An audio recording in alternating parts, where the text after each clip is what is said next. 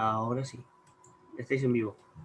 Vale, pues nada, buenas noches, queridísima audiencia. Para mí es un placer, llevaba tiempo, ¿verdad?, sin poder saludarles desde estos medios. Aprovecho para saludarles y desearles lo excelente del Señor para todos y cada uno de los miembros, ¿verdad?, de este precioso grupo Sana Doctrina. Hoy me acompaña mi tocayo, archi ultra macro, súper conocido en toda España, nuestro hermano José de Valladolid. Amén. Buenas noches, José. Buenas noches, tocayo mío, hermanos, David, todos los que estáis detrás y, como no, a la audiencia de Sana Doctrina. Que Dios os bendiga poderosamente y os guarde. Bueno, de nuevo estamos por aquí, por estos medios. Amén, a ti también, de verdad que sí. Bueno, pues nada, antes de nada, pedir disculpas por el retraso de 6-7 minutos. Ha habido un pequeño incidente ya subsanado y ya estamos en el aire, que eso es lo importante. Así que sin más dilación, vamos a presentar a Dios todas las cosas, porque Amén. Entendemos y comprendemos que Dios usa los dones, los talentos, lo que ha puesto en nosotros, pero tiene que ser Él quien lo inspire Amén. Y quien lo use en el nombre del Señor. Amén. Muchísimas gracias, Señor, porque nos permites una noche más poder celebrar, Señor, una programación más para tu gloria. Conoces y examinas lo profundo de nuestro corazón. Solamente hay un deseo y un propósito, levantar tu nombre, Señor, que tu palabra corre y sea glorificada. Señor, que cada oyente que se conecte pueda entender un poco más, Dios mío, de ti, de tu persona, para amarte más, Señor, si cabe, Señor, y para comprender más, Dios mío, de tu palabra. Gracias, Señor, por la vida de mi hermano, tu siervo, Señor, mi hermano José. Lo respaldas y lo utilizas como siempre lo haces, Señor. Y los que estamos a la escucha, yo me incluyo, por favor, Espíritu Santo, abre nuestros oídos para recibir tu palabra. Ocúpate de cada detalle, Señor. Reprende si hay algún intento de las tinieblas de entorpecerlo, dejando todo bajo tu dirección. Amén. Amén. Cuando quieras, tocayo. Adelante. Bueno, pues de nuevo buenas noches a todos. Comenzamos. Muy bien. Y nada, antes de comenzar, pues deciros que esta es la tercera y última parte de neumatología, la doctrina del Espíritu Santo. Hemos abarcado ciertos aspectos porque esta doctrina es amplísima. Y si os recordáis, hicimos un programa única y exclusivamente para hablar de la neumatología del espíritu en el Pentateuco. Hablábamos del espíritu de vida, del espíritu creador, hablábamos del espíritu que contiende y hablábamos del espíritu carismático. Aleluya. Después hicimos otro programa hablando ya de lo que es el espíritu en los profetas. Y tocábamos simplemente el profeta Isaías, donde hablábamos del espíritu renovador, del espíritu mesiánico, también una bendición. Y hoy pues vamos a hablar, hermanos, acerca de alguna parte del Nuevo Testamento y vamos a introducirnos un poquito, y yo quisiera, en un concepto bíblico de la enseñanza del apóstol Pablo. Vamos a centrarnos en el apóstol Pablo porque tocar todas las cartas y toda la doctrina en un programa, ni en 2 ni en 3, sería imposible, porque tendríamos que hablar del espíritu soteriológico, del espíritu trinitario, del espíritu escatológico, del espíritu comunitario, en fin, teníamos que hablar de muchísimos temas que abarcan este estudio, pero voy a centrarme un poquito en hacer historia. Y lo primero, Josian, tú cuando quieras me paras, me preguntas y lo hacemos más dinámico, porque no quiero hacer un programa, con tu permiso y el de toda la audiencia, no quiero hacer un programa muy solemne, sino un programa un poquito más dinámico, ¿vale?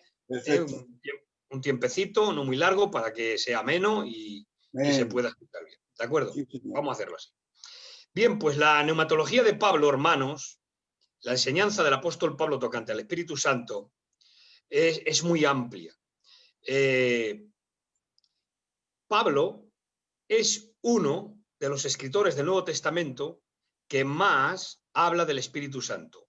Lo menciona más de 140 veces en sus escritos. Sí, señor. Más de 140 veces. Lucas, Juan, son personas neumatológicas en el sentido que hablan mucho del neuma, del espíritu, Pero Pablo habla muchísimo más. La doctrina la desarrolla, y por una de las razones que yo os voy a comentar.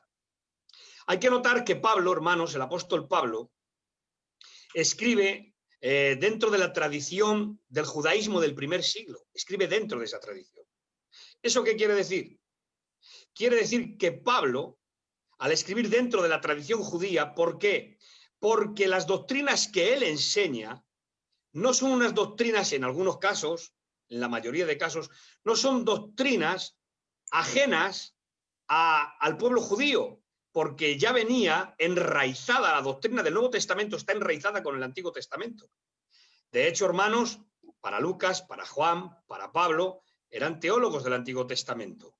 De hecho, el apóstol Pablo nos habla en 2 de Timoteo 3:16, toda la escritura es inspirada por Dios, haciendo relación al Antiguo Testamento. O sea, Pablo daba una autoridad de escritura inspirada al Antiguo Testamento. Por lo tanto, una de las bases de la teología de Pablo es beber del Antiguo Testamento, de la revelación y las profecías del Antiguo Testamento. Pero también, hermanos, se desarrolla sistemáticamente la doctrina, todas las doctrinas, pero la doctrina del Espíritu Santo, incluidas todas las demás, se desarrolla en el Nuevo Testamento dentro de un panorama que viene desarrollándose a lo largo del periodo intertestamentario. Ojo. Sí, señor. O sea, tocayo, quiere decir que las doctrinas no nacieron de un día para otro. Esto venía ya de siglos atrás. Claro. Por eso Pablo escribe dentro de la tradición del judaísmo del primer siglo. Claro, la doctrina que Pablo nos enseña y la doctrina que está plasmada, impregnada en el Nuevo Testamento, ya se viene desarrollando del Antiguo Testamento, pero del periodo intertestamentario. Por ejemplo, vamos a ver, la doctrina del Espíritu Santo que Pablo nos enseña, bebiendo ya del periodo intertestamentario, que la doctrina se va sistematizando en el Nuevo Testamento, ya se hace sistemática y ya una doctrina desarrollada completamente, pero que viene bebiendo del Antiguo Testamento y del periodo intertestamentario. Ahora quiero aclarar una cosa. Lo que quiero aclarar es que Pablo, cuando habla de la doctrina del Espíritu Santo, incluida otras muchas, no es ajeno al pueblo judío. ¿Por qué? Por ejemplo, Pablo nos habla ya en sus cartas de la personificación del Espíritu Santo. Habla del Espíritu Santo en términos de persona, lo vamos a ir viendo luego. Habla del Espíritu Santo como una persona, no como una influencia, no como un poder, sino como una persona. Pero es que eso ya venía dado del periodo intertestamentario. Muy Aquí bien. voy a hacer un inciso y una aclaración. Y cuando tú me quieras, me paras. Tranquilo. Quiero hacer una aclaración importante. La doctrina del Espíritu Santo, la personificación del Espíritu Santo, se desarrolla en el periodo intertestamentario, fijaros bien. Porque en el Antiguo Testamento, en los escritos de los profetas y en el Antiguo Testamento, ya lo vimos en programas anteriores, vimos que la personificación del Espíritu Santo hay atisbos, hay detalles, pero no está desarrollada la doctrina como tal. ¿Por qué? A causa, hermanos, del politeísmo, Dios iba dejando atisbos de ver al Espíritu Santo, porque al principio se hablaba como viento, se hablaba como aliento, se hablaba como poder del Espíritu Santo, pero no estaba desarrollada la doctrina como la persona del Espíritu Santo. Eso se desarrolla en el periodo intertestamentario, ya el Espíritu Santo se forma ya la doctrina de como persona. ¿Y dónde? Fijaros qué curioso. En un libro apócrifo, y no solo en uno, en varios, pero el que más, hermanos, se desarrolla la personificación del Espíritu Santo es en el libro de Sabiduría, Sabiduría de Salomón. Y es apócrifo. Y muchos diráis, bueno, ¿y qué tiene que ver eso? ¿Ese libro no es inspirado? No, ese libro no es inspirado por el Espíritu Santo, lógicamente. Pero ya el concepto de la personificación del Espíritu Santo ya estaba ahí, porque en la época intertestamentaria ya se daba el concepto de la personificación del Espíritu Santo. Y ahí históricamente vemos que el libro de Sabiduría ya revela o ya da los datos del Espíritu Santo como una persona. En el libro de Sabiduría. Entonces eso ya, aunque no es un libro inspirado, pero ya históricamente vemos que ya se gestaba y ya se hablaba del Espíritu Santo como persona. ¿De acuerdo? Amén. Ahora, pasando el tiempo dentro del periodo intertestamentario, porque tengo que hacer toda esta historia para entrar en algunos detalles. Ya viendo esto, hermanos míos, en el año 167 a.C., conocéis bien la historia de Antíoco Epifanes. Sí, Cuando viene al templo, saquea el templo y lo profana, pues ofreciendo en el templo y en el altar, sacrificó una cerda. sí, hace Entonces, ahí se cumplió parte de la abominación desoladora de la que hablaba Daniel. Sí. ¿De acuerdo? Fijaros bien que ahí ya, eso fue sobre el 167 a.C. Pero ya en el 164 hubo una revuelta macabea. La revuelta macabea, dato histórico, y además en el libro de Macabeos está bien señalado, ya en aquella época, en el 164, una revuelta macabea. ¿Por quién? Por Simón Macabeo, Judas Macabeo. Y reconquistaron el templo de nuevo. Fueron contra los asirios y reconquistaron el templo. Y ahora se queda a cargo Simón Macabeo como jefe supremo. Porque ellos entendían, todos estos, en el periodo intertestamentario, se entendía que no había profecía autoritativa porque no había profeta. Desde Malaquías hasta la narración de los evangelios, hasta que sale Juan el Bautista, no hay profecía autoritativa y universal. ¿Por qué? Porque no hay profeta. Claro. Hasta que sale Juan el Bautista. Entonces, al no haber profeta, no hay una profecía autoritativa, no hay una profecía universal. Entonces hay un silencio profético del cual se habla de 430 años aproximadamente de silencio profético. Pero en ese silencio profético, hermanos, ya lo vimos en algún programa más, el Espíritu Santo, hermanos, disculpadme esta frase, no se fue de vacaciones.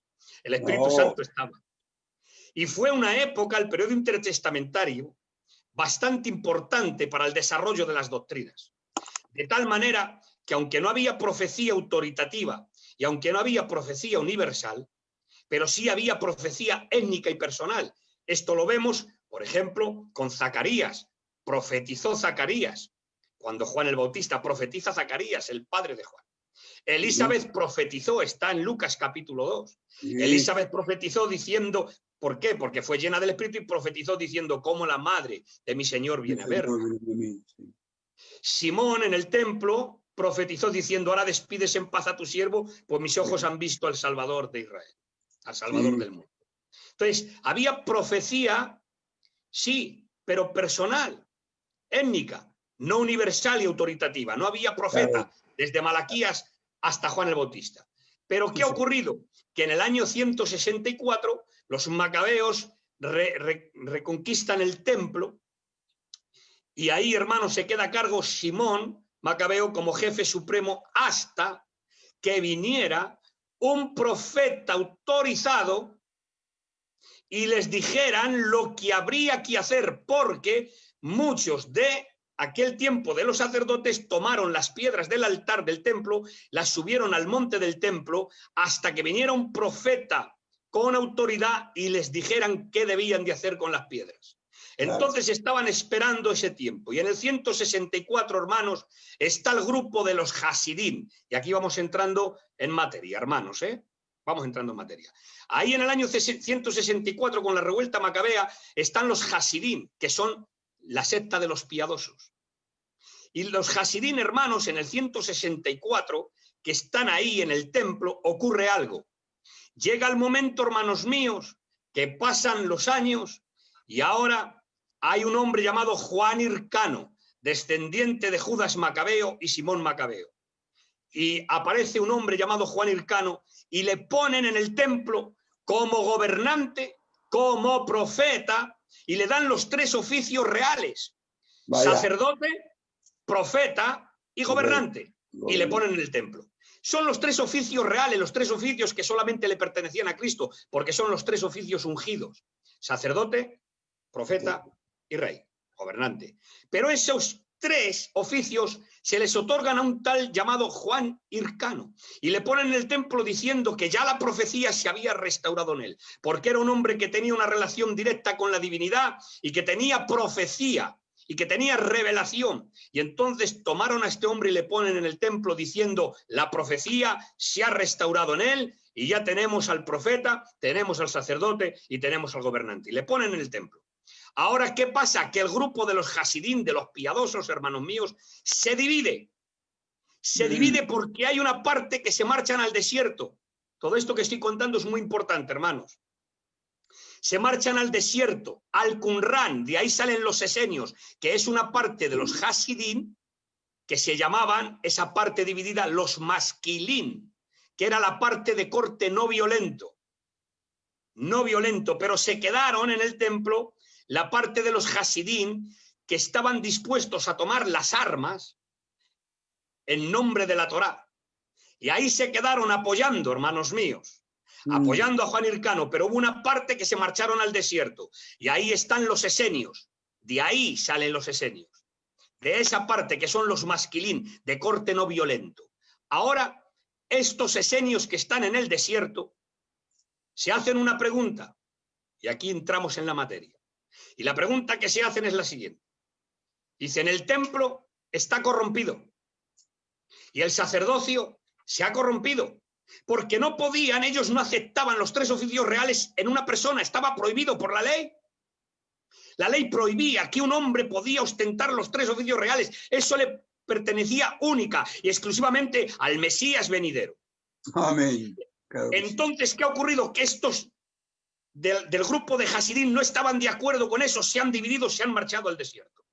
Y en el desierto, que es el grupo de los esenios, llamados los masquilín del corte no violento, dicen: el templo se ha corrompido, el sacerdocio se ha corrompido. ¿Dónde está el templo de Dios? Dios tiene que tener un templo. ¿Dónde está el templo de Dios? Dice: ya está, el templo de Dios somos nosotros. Y empezaron, hermanos, la idea de que el templo de Dios eran ellos. Verdaderamente, nosotros tenemos la realidad de la palabra y entendemos que ellos no eran templo del Espíritu, porque Cristo no había muerto, no había resucitado, y ya lo hablemos y lo aclaremos en otro programa, el por qué no eran templo del Espíritu en el Antiguo Testamento, con alguna excepción. Ya lo aclaramos en un programa anterior. Entonces, fíjate, tocayo mío, que estos esenios lo que dicen es: el templo somos nosotros. Y era un grupo carismático porque creían que hablaban del Espíritu Santo. Ya en los escritos del Qumran, hermanos, de la comunidad del Qumran, ya hablan del Espíritu Santo y ellos hablaban ya de las profecías, y era un grupo carismático donde decían que ellos profetizaban y que el templo de Dios eran ellos. Ahora todo eso, hermanos míos, sale del periodo intertestamentario. Las doctrinas se van desarrollando.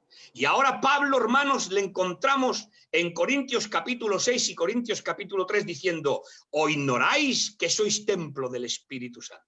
Aleluya. ¿Qué ocurre? ¿Por qué Pablo dice o ignoráis? Si se lo está diciendo a Corintios, se lo está diciendo una iglesia gentil, más bien griega. Ellos no tenían por qué tener conocimiento del judaísmo y de la ley de los judíos y de la tradición de los judíos. Pero ¿por qué les dice ignoráis que sois templo del Espíritu? ¿Por qué no es algo, en otras palabras, que no es algo que yo me saco de la manga? Es algo que está ahí, diría Pablo. Ya conocéis la historia y por eso Pablo escribe dentro de la tradición. Aunque Pablo era un hombre inspirado por el Espíritu Santo, pero aunque era un hombre inspirado por el Espíritu Santo en sus escritos, debemos de entender que está dentro de un marco histórico y un marco teológico del Antiguo Testamento, y que Pablo, aunque escribe inspirado por el Espíritu, pero dentro de una tradición judía. ¿Por qué? ¿Ignoráis que sois templo del Espíritu Santo? Es decir, esto ya viene de largo, pero es que en el tiempo de los esenios, en ese tiempo había el maestro de justicia. Había un hombre que era en el Qumran, en la comunidad del Qumran, en la comunidad de los esenios, había un hombre que le llamaban el maestro de justicia. Este maestro de justicia tenía revelación, según ellos, y declaraba los misterios de Dios, les traía. Este maestro de justicia de su comunidad podía traer misterios de Dios, podía hablar de revelaciones y de misterios, y era el maestro de justicia que interpretaba las escrituras del Antiguo Testamento, al interpretar las escrituras del Antiguo Testamento y que traía los misterios y les hacía claros, ese era el maestro de justicia. Ahora Pablo, de alguna forma, hermanos, Pablo hace de ese maestro de justicia y escribe en sus cartas diciendo: he aquí os declaro un misterio. Aleluya. No todos dormiremos, pero todos seremos transformados. Y empieza a traer la revelación del misterio, a traer la luz del misterio. ¿Por qué? Porque Pablo de alguna forma hace de maestro de justicia. Y claro, les está diciendo a los corintios, ¿ignoráis que somos templo del Espíritu Santo? Eso viene de largo. Pablo está trayendo la enseñanza y está sistematizando la doctrina del Espíritu Santo que ya viene del periodo intertestamentario del Antiguo Testamento. Por lo tanto, hermanos míos, tengo que deciros que ya Pablo, dentro de esta tradición y dentro de este judaísmo, porque acordaros que Pablo era fariseo antes de convertirse al cristianismo, y estudiaba la ley y conocía la ley. Por lo tanto, hermanos míos, la diferencia entre el Antiguo Testamento y el Nuevo Testamento es que en el Nuevo Testamento todo recalca y todo gira alrededor de Jesús el Mesías. Esa es la gran diferencia.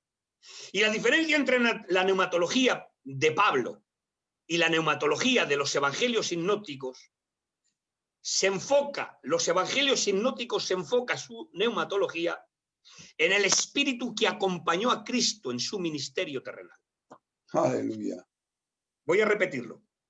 La neumatología de los evangelios, tú lees los evangelios sinópticos, Mateo, Marcos, Lucas, lees la neumatología, la doctrina del espíritu que hay ahí, y se enfoca esa doctrina en el espíritu que acompañó a Jesús durante su ministerio terrenal.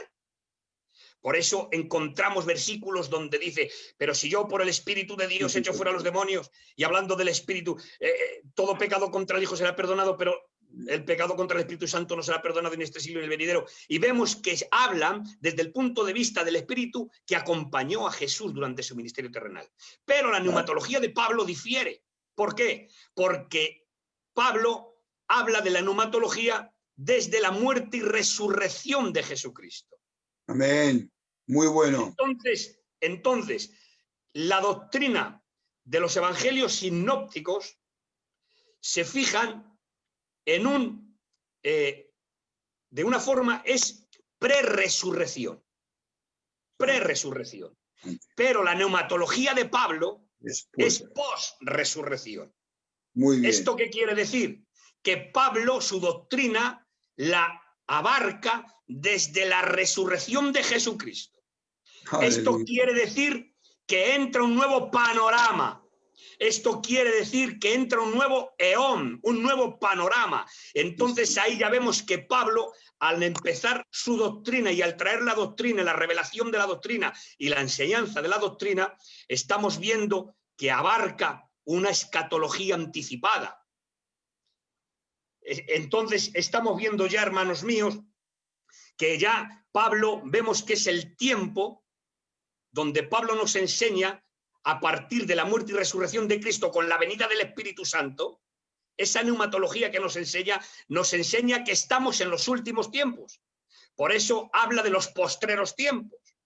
Por eso habla de los últimos tiempos, que eran ese momento donde Cristo muere, resucita y el Espíritu Santo viene para hacer morada en el hombre y empieza a desarrollar la doctrina desde el punto de vista escatológico y desde el punto de vista del cumplimiento de los postreros tiempos. Ya se marca una gran diferencia. ¿De acuerdo?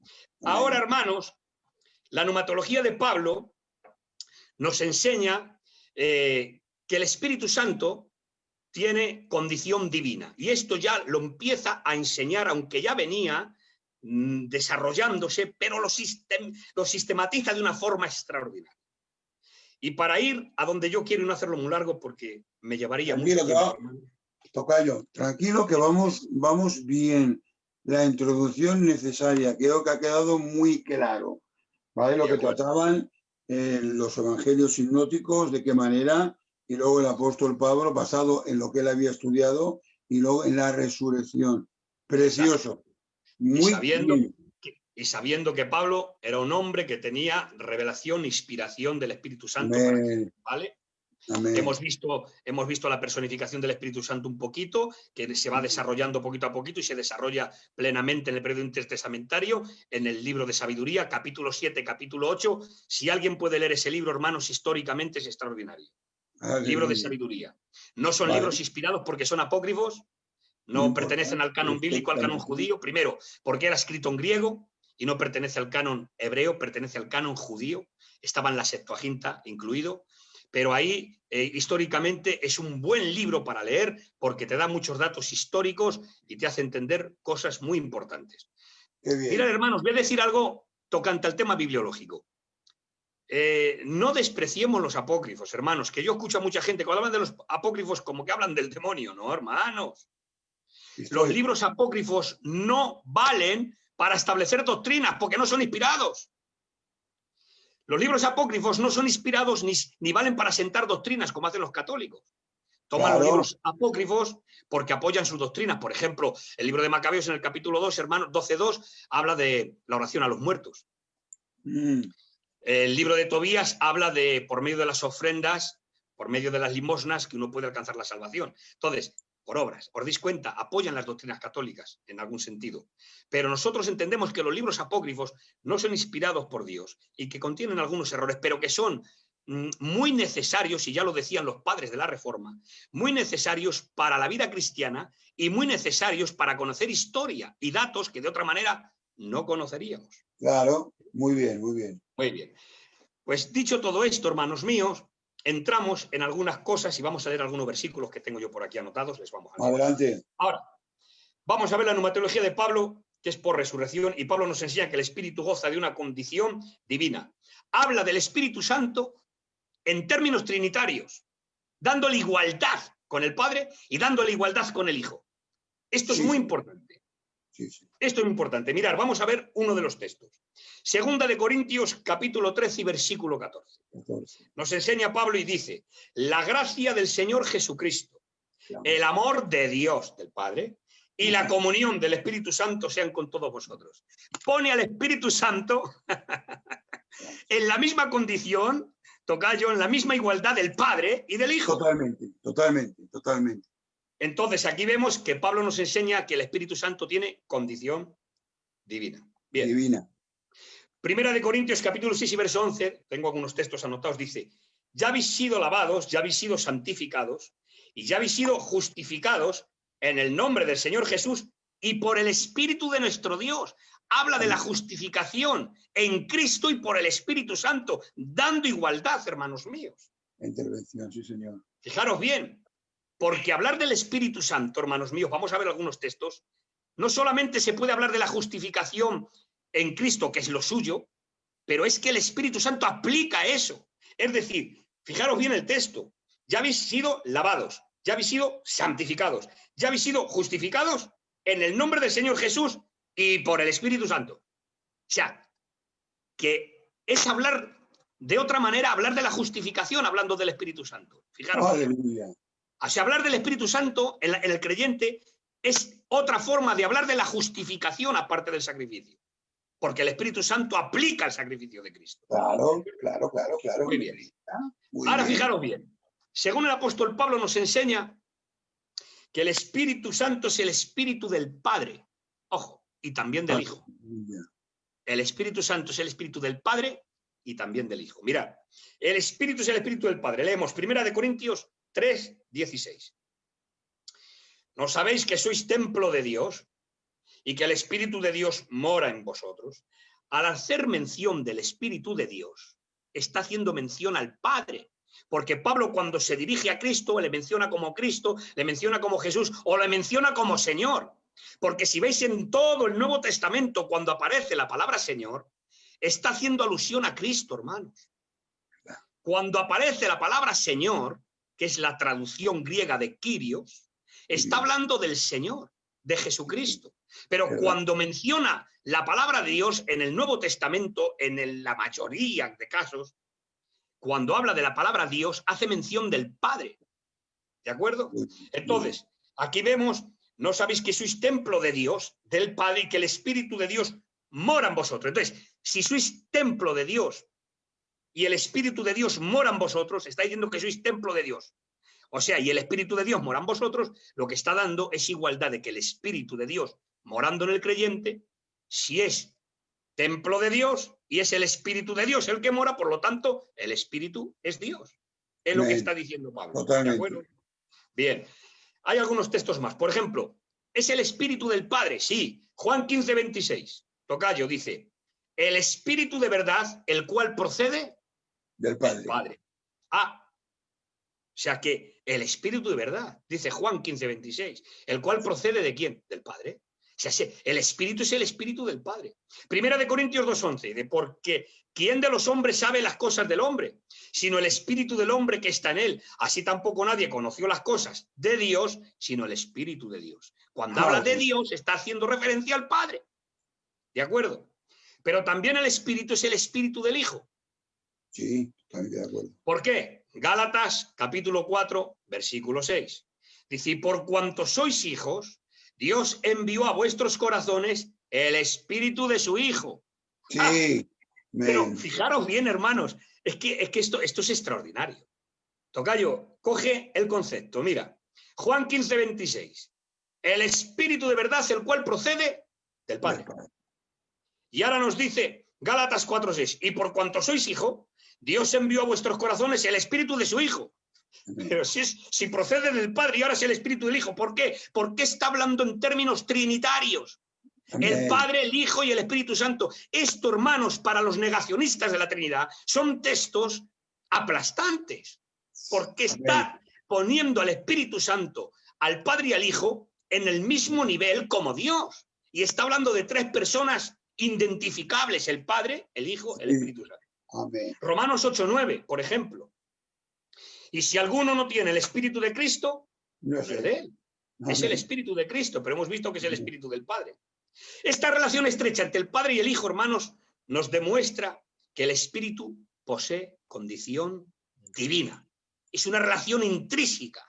Por lo tanto, el Espíritu posee condición divina. No es una fuerza, no es una energía que sale de Dios, se le define en términos personales. ¿Por qué?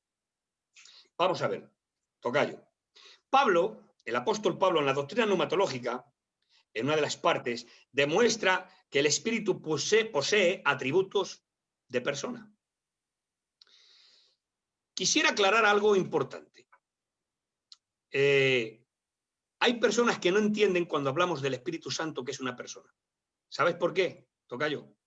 Porque se imaginan al Espíritu Santo con una forma física, con ojos, con orejas, con nariz, con manos. Al decir persona, la mayoría de gente que no conoce muy bien las doctrinas y la palabra, cuando hablamos de persona, te lo digo porque a mí me lo han llegado a decir, y piensan que el Espíritu Santo tiene una forma física como un hombre. No, no, no.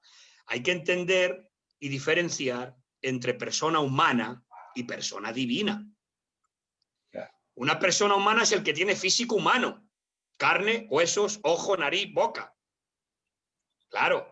Eso es una persona humana, pero una persona divina no tiene por qué tener un físico humano, sino que se le trata de persona porque tiene atributos de persona, es decir, que tiene voluntad, que tiene emociones y que tiene inteligencia, raciocinio.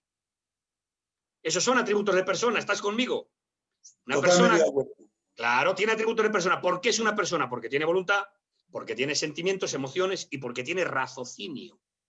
Por lo tanto, el Espíritu Santo, hermanos, Pablo nos enseña desde el punto de vista neumatológico, que el Espíritu tiene atributos de persona. Por ejemplo, vamos a poner un ejemplo. El Espíritu Santo tiene emociones, sentimientos. ¿Por qué? Efesios 4:30, bien conocido el texto. No contristéis. No contristéis al Espíritu Santo de Dios con el cual fuisteis sellados para el día de la redención de vuestro cuerpo. No contristéis al Espíritu Santo de Dios. ¿Qué es contristar? Entristecer. En otras palabras, no entristezcáis al Espíritu Santo. Solamente, hermanos, entristecer, se puede entristecer a una persona, a alguien, no a algo. Se entristece a alguien, no a algo. Por lo tanto, no es una fuerza, es una persona porque se le entristece. Ahora, quisiera hacer unos matices. ¿Cómo se puede entristecer, hermanos, al Espíritu Santo? Si vamos a Efesios, al capítulo 4 y verso 30, los versos anteriores nos dan una bastante y vasta relación de cómo se entristece al Espíritu Santo. Mira, al Espíritu Santo se le entristece por tener acciones pecaminosas. Claro. Una. Al Espíritu Santo se le entristece por mentir. Claro. En el verso 25 lo tienes. Al Espíritu Santo se le entristece por no perdonar las ofensas de los demás. Sí, señor. Y eso lo tienes en el verso 32. Al Espíritu Santo se le entristece cuando nos amargamos. Fíjate bien. ¿Y eso dónde está? En el verso 31. Lo podéis leer cualquier. Al Espíritu Santo se le entristece cuando hay maldiciones, maledicencia. En el verso 29. El Espíritu se contrista en ende, hermanos míos, al tener acciones y vivir de una manera pecaminosa. Entonces vemos que al Espíritu Santo se le puede entristecer por estas varias acciones, ¿de acuerdo? Sí. Tiene emociones. Pero también el apóstol Pablo nos enseña que el Espíritu Santo tiene voluntad. Sí, totalmente de acuerdo. Primera de Corintios, capítulo 12 y verso 11, dice, pero todas estas cosas las hace uno y el mismo Espíritu, repartiendo a cada uno en particular como Él quiere. Como Él quiere. Así es decir, tiene voluntad. ¿Vale? Sí, sí, sí. También encontramos en el libro de los Hechos, en el capítulo 20 y verso 28, dice, mirad por vosotros y por todo el rebaño en que el Espíritu Santo os ha puesto por obispos. Sí, sí. O sea, ¿quién ha tomado la terminación? Dice, mirad por vosotros y por todo el rebaño que el Espíritu Santo os ha puesto por obispos para apacentar la grey de Dios. Es el Espíritu Santo. En otra ocasión, los apóstoles dicen, nos ha parecido bien al Espíritu Santo y a nosotros. Sí. Le ha parecido bien al Espíritu Santo, fíjate, como tiene inteligencia, diferencia, tiene voluntad. Dice, le ha parecido bien al Espíritu Santo y a nosotros no imponeros más carga. Fijaros bien, ¿de acuerdo? Entonces vemos que tiene emociones, que tiene voluntad. Y vemos que tiene inteligencia o raciocinio. Primera de Corintios, capítulo 2 y verso 10. Pero Dios nos las reveló a nosotros por el Espíritu, porque el Espíritu todo lo escuadriña aun lo profundo de Dios. Tiene inteligencia. Sí. ¿De acuerdo? Ahora Pablo acentúa mucho más la relación que hay entre el Espíritu y el Hijo, porque ve una relación inseparable. Inseparable. Y lo ve desde el punto de vista, hermanos míos, ya desde la resurrección, ve que es inseparable el Espíritu y Cristo. La relación entre el Hijo y el Espíritu es tan profunda que para Pablo estar en Cristo es sinónimo de estar en el Espíritu. Sí, seguro. ¿Qué te parece? Aquí voy a partir una lanza, hermanos. Voy a partir una lanza. Para Pablo, estudiando su neumatología, la palabra estar en Cristo es sinónimo de estar en el Espíritu. O sea que estar en el Espíritu para Pablo no es algo subjetivo. Claro. ¿Entendemos? O sea, es un estado, no es algo subjetivo. ¿Qué quiere decir esto? Quiere decir que estar en el Espíritu para Pablo no es estar haciendo manifestaciones, ni estar enajenado y no estar en un éxtasis, no. Para Pablo estar en el Espíritu es sinónimo de estar en Cristo. Es lo mismo y lo vamos a ver. Por ejemplo, la justicia de Dios está en Cristo. Segunda de Corintios 5:21. Pero también dice que está en el Espíritu Santo la justicia de Dios. Romanos 14:17. También vemos que somos justificados en Cristo. Gálatas 2:17. Somos justificados en Cristo. Y Romanos 5, justificados pues por la fe tenemos para con Dios mediante nuestro Señor Jesucristo. Justificados en Cristo. Pero también nos dice, y por el Espíritu de nuestro Dios. Primera de Corintios 6:11. O sea, somos justificados en Cristo y por el Espíritu de nuestro Dios. Lo que yo os decía. Entonces, el Espíritu y Cristo están tan ligados que aun hablar de la justificación, en el Espíritu es hablar de la justificación de otra manera. Pero está tan ligado Cristo y el Espíritu que cuando hablamos de la justificación, lo voy a repetir. La justicia de Dios está en Cristo. Segunda de Corintios 5:21. Y está en el Espíritu Santo. Romanos 14:17.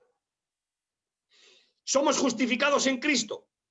Gálatas capítulo 2 y verso 17 dice, y somos justificados, dice, y por el Espíritu de nuestro Dios. Primera de Corintios 6:11.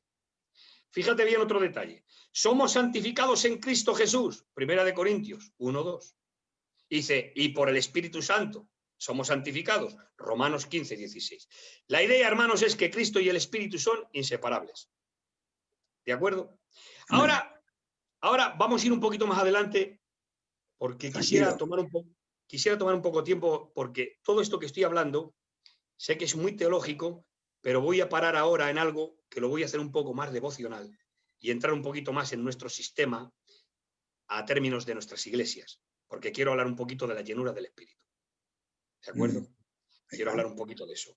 Entonces, mirad, hermanos, la evidencia de la salvación es recibir al Espíritu Santo. Esa es la evidencia. Ser regenerado por el Espíritu y tener al Espíritu Santo. Romanos 8:9 dice, si alguno no tiene el Espíritu de Cristo, no es de él. La evidencia de ser salvo es tener al Espíritu. La recepción del Espíritu Santo implica salvación. ¿De acuerdo? Entonces, 1 Corintios 6:11 dice, ya habéis sido justificados en el nombre del Señor y por el Espíritu de nuestro Dios. Bien. Esta parte, hermanos, la voy a pasar, pero lo que sí quiero decir es que lo que te hace ser miembro de la iglesia verdadera, lo que te hace ser miembro del cuerpo de Cristo, no es predicar, no es cantar alabanzas, no es pasar la ofrenda, no es tener nombre, no es ser elocuente, no es ser un teólogo, no es conocer las doctrinas. Eso no te hace ser miembro del cuerpo de Cristo verdadero. Lo que te hace ser miembro del cuerpo de Cristo es haber recibido el Espíritu Santo y haber sido bautizado en el cuerpo y haber siendo templo del Espíritu. Somos regenerados, somos nueva criatura y eso es lo que nos hace, hermanos, pertenecer al cuerpo de Cristo. Es decir, lo que te hace ser verdaderamente iglesia es haber recibido al Espíritu Santo en ti. ¿Eso cómo se consigue? Cuando uno acepta a Cristo como Salvador de su vida, todos los beneficios del Calvario vienen a ti, pero el Espíritu Santo es quien aplica ese sacrificio. ¿De acuerdo? Muy bien. Vale. Muy bien. Entonces, ahora yo quiero hablaros un poquito, hermanos, de un texto y me das unos minuticos y lo centralizamos. ¿Vale? Mira, voy a leer el texto y lo vamos a desgranar un poquito. Y aquí lo voy a hacer un poquito más devocional para que la gente entienda. Efesios capítulo 5 y verso 18. Dice, no os embriaguéis con vino, nos dice Pablo, estamos hablando de la neumatología de Pablo, y ahora nos habla de la llenura. No os embriaguéis con vino en lo cual hay disolución, mezcla. Antes bien, sed llenos del Espíritu. Y ahora dice cómo, hablando entre vosotros con salmos, con himnos, con cánticos espirituales, cantando y alabando al Señor en vuestros corazones, dando gracias por todo a Dios y Padre en el nombre del Señor Jesucristo. Bien, pues este texto, hermanos, le vamos a desgranar. Mirad, el Espíritu Santo cumple 5 ministerios o obras o trabajos en el creyente. 5, tales como bautismo en el cuerpo. 1 Corintios 12:13. Por un mismo Espíritu fuimos todos bautizados en un cuerpo. ¿De acuerdo? Hay 5 ministerios, 5 obras, 5 trabajos que el Espíritu Santo cumple en el creyente. Una es bautismo en el cuerpo. Otra es la regeneración. Por el Espíritu Santo hemos sido lavados y regenerados por la regeneración del Espíritu, dice Tito capítulo 2. Entonces, bautismo, regeneración, sellamiento. No contristeis al Espíritu Santo con el cual fuisteis sellados para el día de la redención. Ahí habla de propiedad, ¿vale? Totalmente. Morada y plenitud. Pero vamos a pararnos en la plenitud. ¿De acuerdo, tocayo? Entonces, estamos que el Espíritu Santo en el creyente cumple 5 ministerios. Bautismo, regeneración, sellamiento, morada y plenitud. De estos 5 ministerios, 5 trabajos del Espíritu Santo, 4 de ellos los hace Dios en su gracia y en su soberanía. Bautismo en el cuerpo. No hay exhortación bíblica, ni una, que te diga que tengas que buscar tú el bautismo en el cuerpo como algo excepcional que tú puedas encontrar, que tú puedas buscar por tu propio medio. No existe exhortación bíblica. ¿Por qué? Porque lo hace Dios en su gracia y en su soberanía. No existe texto bíblico que te exhorte a que tú tengas que ser regenerado de alguna manera, de alguna forma, porque es algo que Dios hace en su gracia y en su soberanía. No hay texto bíblico que te exhorte a ser sellado por el Espíritu, que busca el sellamiento del Espíritu. No hay texto bíblico, porque lo hace Dios en su gracia y en su soberanía. No hay texto bíblico que nos indique a que seamos templo del Espíritu Santo por nuestra propia iniciativa, búsqueda, consagración. No, porque lo hace Dios en su gracia y en su soberanía. Sí. Pero, estos cuatro, pero la plenitud, la llenura del Espíritu, ya no es que la hace Dios en su gracia y en su soberanía, que es Dios quien te llena, de acuerdo. Pero ya no depende solo de Dios, sino que también depende de ti. ¿Por qué? Porque dice el texto, no os embriaguéis con vino, lo cual hay disolución, antes bien, sed llenos. Te dice a ti y te dice a mí, sé lleno tú. ¿Por qué? Porque depende de tu rendición, de tu entrega, de tu pasión, de tu consagración, de tu intimidad, de tu integridad. A medida que vamos rindiendo nuestras vidas al Señor, vamos siendo llenados del Espíritu Santo. En otras palabras, a ver si te gusta esta frase que he utilizado predicando alguna vez.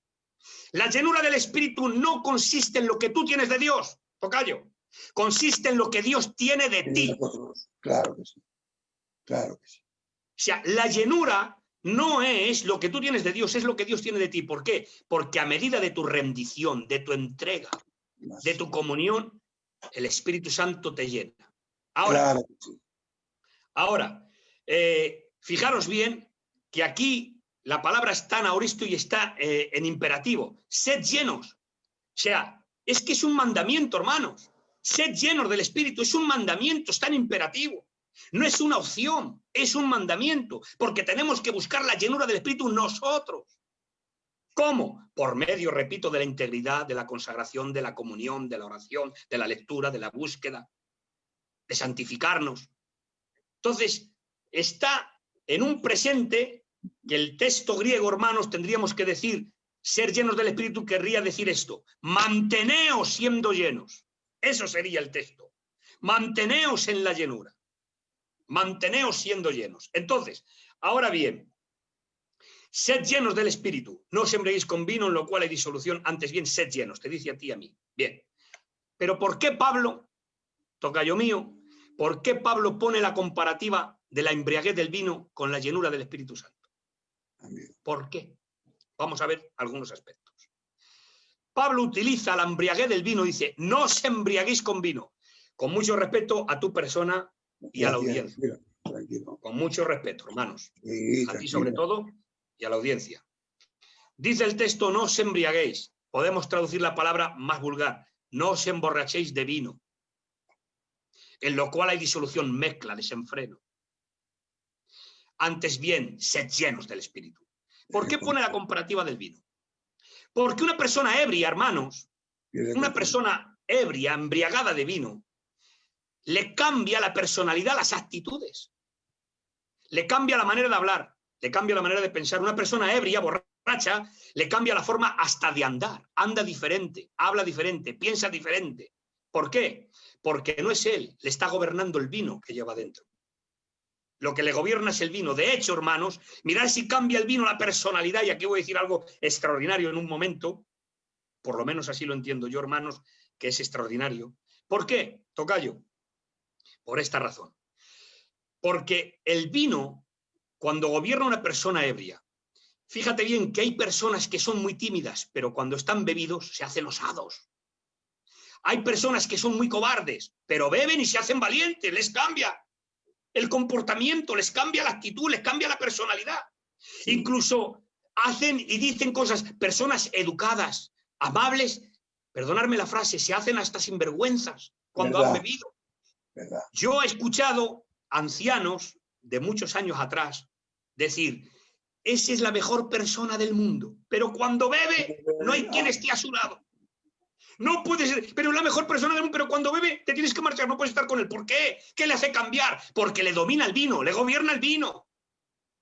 Entonces lo que Pablo está poniendo en comparativa dice, al igual que el vino gobierna y domina a una persona cambiándole las actitudes, hasta de hablar, hasta de andar, hasta de pensar y hasta de hablar, igual que el vino domina a una persona, vosotros no os embriaguéis con el vino, sino ser llenos, es decir, que sea el Espíritu quien os gobierne, quien os domine, quien os cambie la forma de hablar, de pensar, de caminar, de andar, de mirar.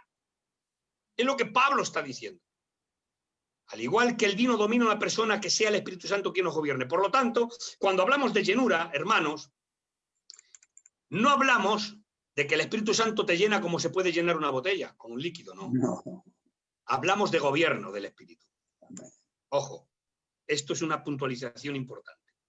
Cuando hablamos de la llenura, hablamos del gobierno del Espíritu en nosotros.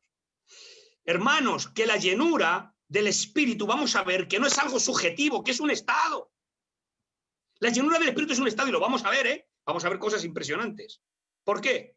Porque la llenura del Espíritu, hermanos míos, es el gobierno del Espíritu en mí. Es que el Espíritu va gobernando mi vida. A medida que yo me voy rindiendo a Él, el Espíritu Santo va gobernando. Por eso hay personas que hablamos que son más llenas y otras menos llenas. Hay personas más llenas del Espíritu que otras. ¿Por qué? Porque depende de tu rendición, de tu entrega, de tu consagración. A medida que tú te vas entregando, el Espíritu Santo va gobernando tu vida. Cuando hablamos de la llenura, hablamos del gobierno del Espíritu en la persona. ¿Por qué? Mirad, hermanos, hay varios textos. Vamos a verlo.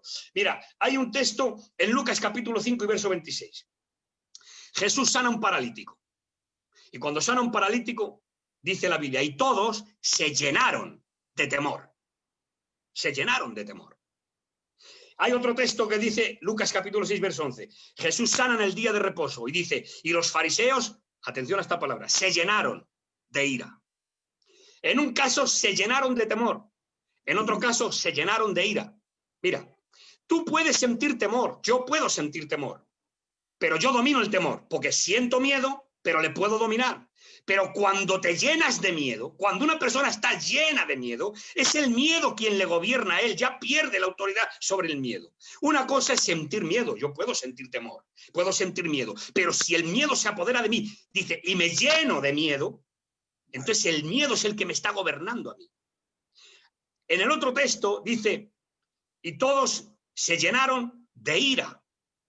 Entonces, yo puedo tener ira, sentir ira, pero soy capaz de dominarla. Muchas veces me ha pasado, y a ti también, y a todos, hermanos. ¿Cuántas veces hemos sentido rabia, ira, y le hemos sujetado y nos hemos corregido? Pero cuando uno se llena de ira, es la ira quien te domina, pierdes los papeles y no eres tú, es la ira, porque te ha llenado, que se llenaron de ira. Entonces, dominaba la ira. Pues al igual que esto, cuando habla de la llenura del Espíritu, es el Espíritu quien tiene que gobernar, hermanos, nuestras vidas. Por lo tanto, la llenura del Espíritu es un estado de gobierno del Espíritu en mí. Y a medida que voy siendo llenado, es a medida que voy siendo gobernado por el Espíritu Santo. Por lo tanto, hermanos míos, tengo que decir que Pablo pone la comparativa del vino, no os embriaguéis con vino, más bien sed llenos del Espíritu. Te dice a ti y a mí, sed llenos, ¿de acuerdo? Pero mirad, esto para mí es extraordinario, ¿eh? A ver qué te parece, tocayo. El gobierno del vino, aunque Pablo pone la comparativa, pero dice, no os embriaguéis con vino, no, sed llenos más bien del Espíritu Santo. Porque pone esa comparativa, pero hay una gran diferencia.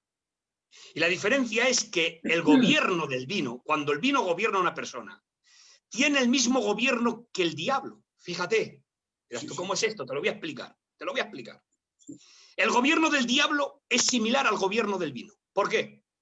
Porque cuando una persona está ebria, le hace hacer cosas que él nunca haría.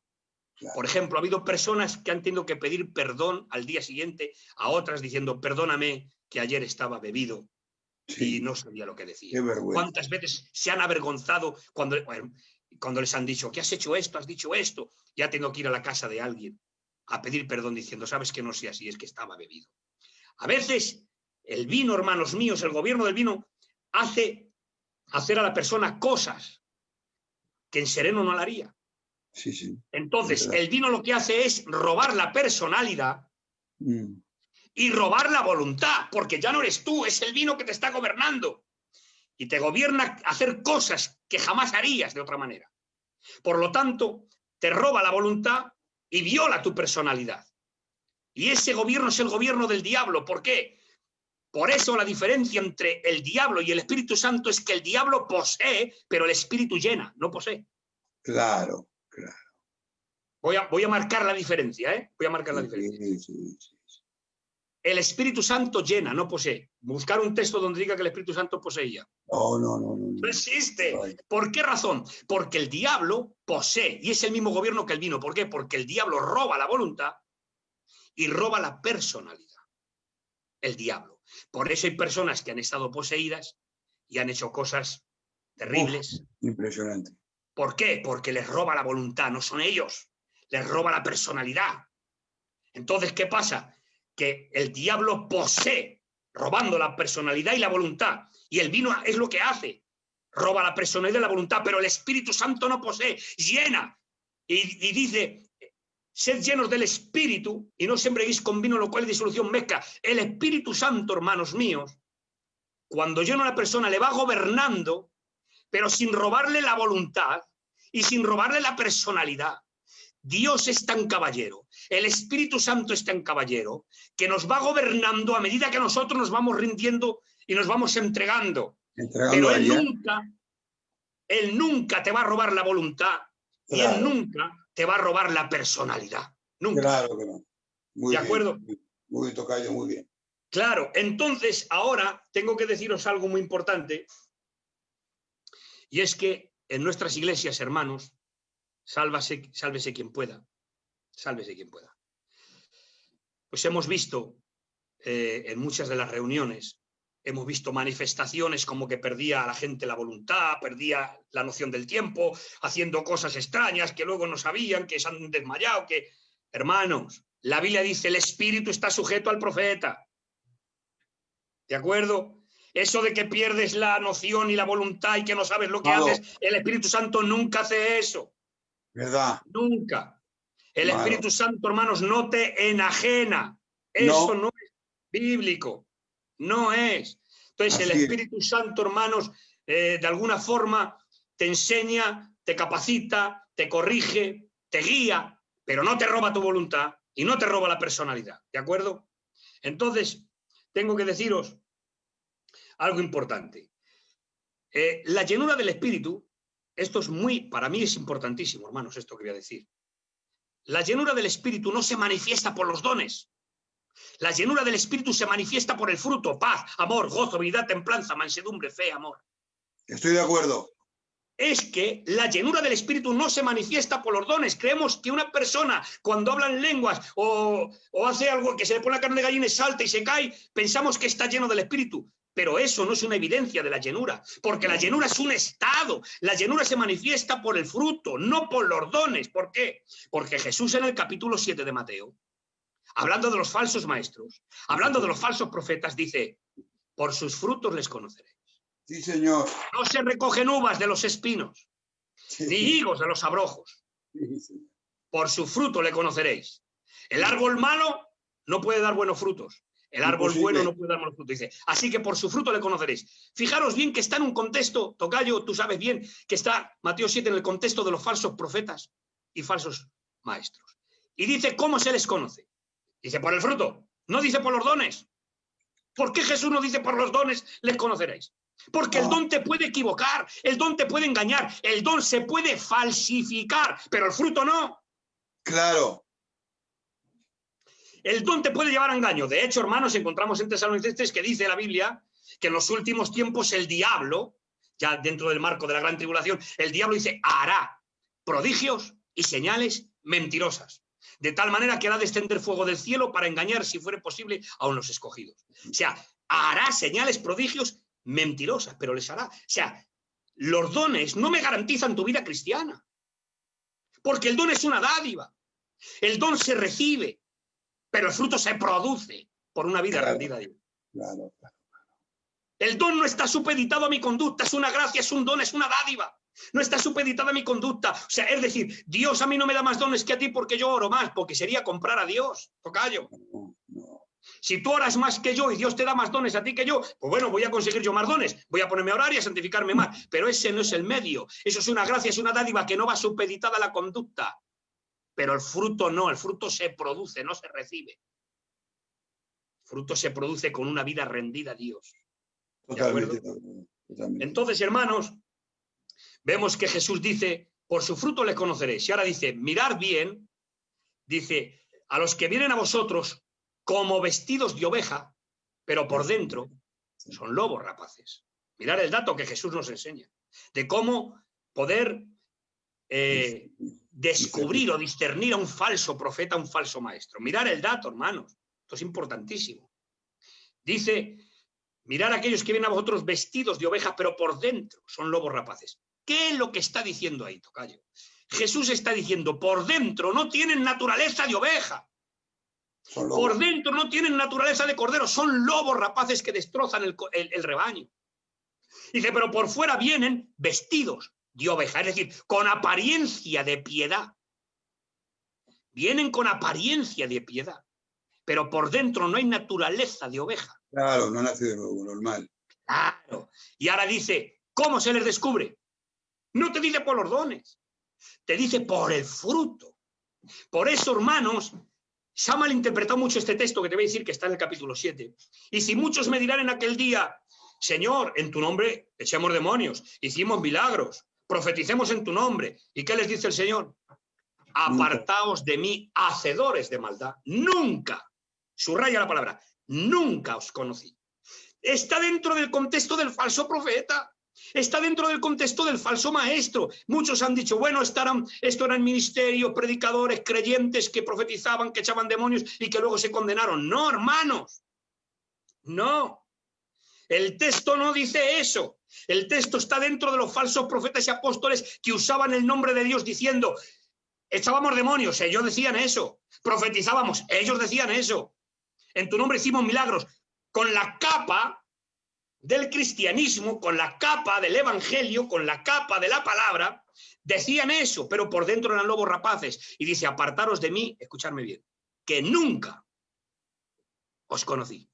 Nunca. Nunca fueron de Dios.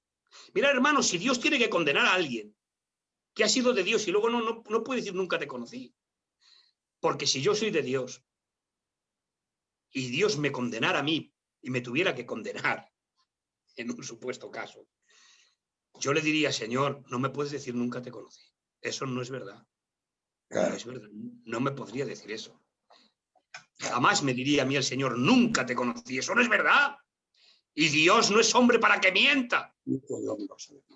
Por lo tanto, hermanos, en ese texto está hablando en el contexto del falso profeta. Y dice, por su fruto le conoceréis, no por los dones. Por lo tanto, hermanos, la llenura del Espíritu no se manifiesta por los dones, se manifiesta por el fruto, por la conducta, por el fruto. Mirad, hermanos, un árbol, si tú vienes conmigo, Josián, vienes conmigo en una finca, y voy a ir finalizando, voy a daros 4 textos muy importantes.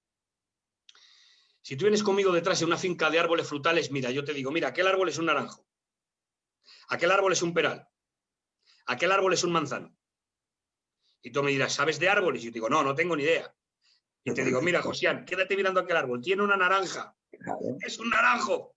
Claro. Aquel tiene una pera, es un peral. Aquel tiene una manzana, es un manzana. ¿Por qué? Porque el fruto revela la naturaleza del árbol. El fruto revela lo que es el árbol. Lo que revela lo que somos no es lo que decimos, es lo que hacemos. Lo que revela lo que soy es mi conducta, es el fruto que produzco. Entonces, según produzco el fruto, esa es mi vida cristiana. El árbol se le conoce por el fruto. Y mirar otra cosa más. Un árbol frutal, en el tiempo de dar fruto, no debe de esforzarse ni tiene por qué esforzarse para producir fruto. ¿Sabes por qué? Porque está entronizado en él la semilla, su naturaleza. Su naturaleza produce fruto, sin esforzarse. El árbol frutal que da fruto porque está en su naturaleza. El árbol frutal llega al tiempo de dar fruto y da fruto. Sin tener por qué esforzarse, va a producir porque está en su naturaleza. El hombre nacido de Dios, la persona que ha nacido del Espíritu Santo, que ha sido regenerada, que es templo del Espíritu, hermanos míos, el verdadero creyente produce fruto, sí o sí. Estoy de acuerdo.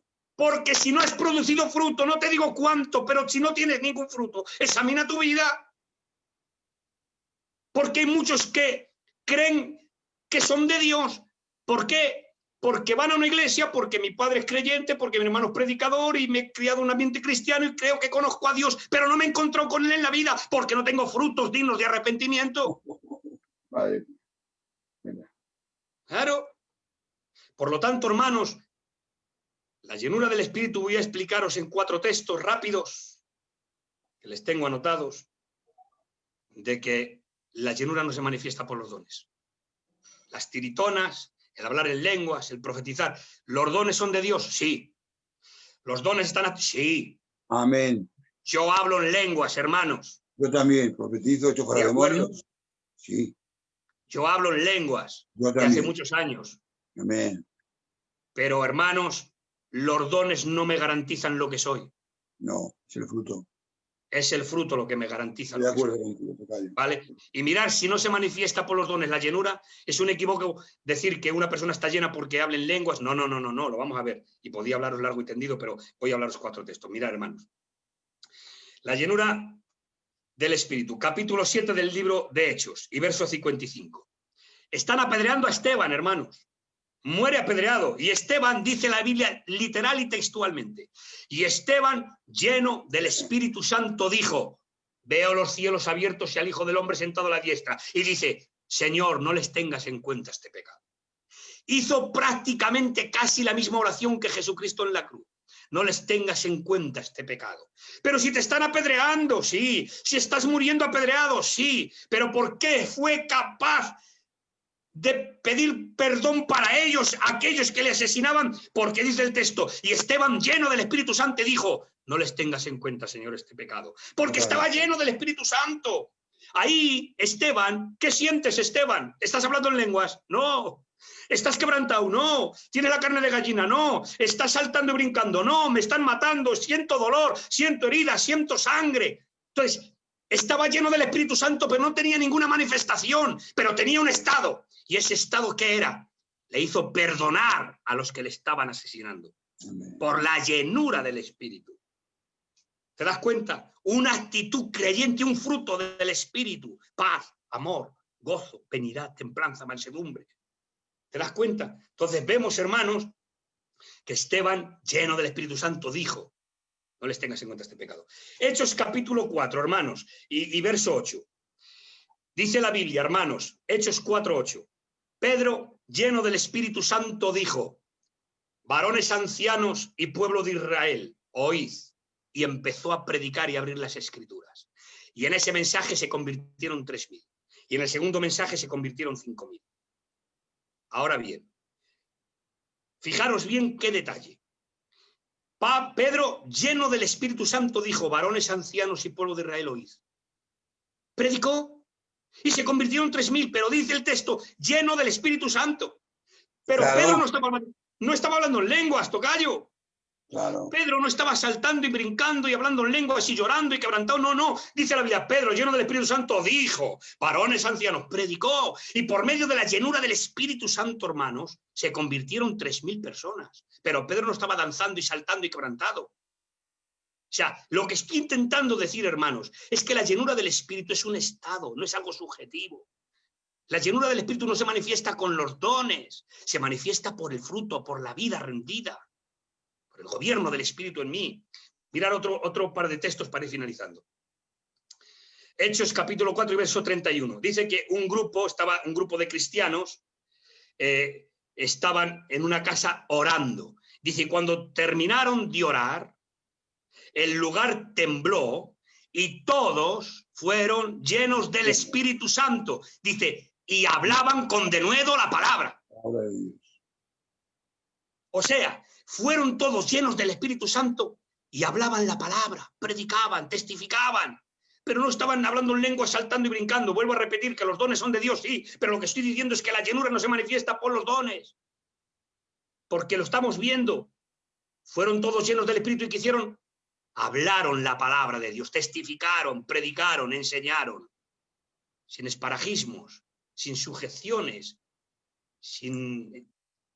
Otro texto importante, muy importante. Hechos capítulo 13 y verso 52. Los discípulos, dice, estaban llenos de gozo y del Espíritu Santo. 13:52 del libro de los Hechos. Y los discípulos estaban llenos de gozo y del Espíritu Santo. ¿El gozo qué es? Un fruto del Espíritu.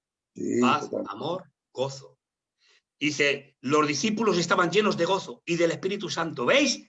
El Espíritu Santo, estaban llenos del Espíritu Santo y producía gozo.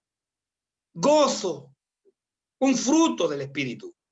Pero no estaban hablando en lenguas, ni quebrantados, llorando, ni saltando, ni haciendo cosas extrañas.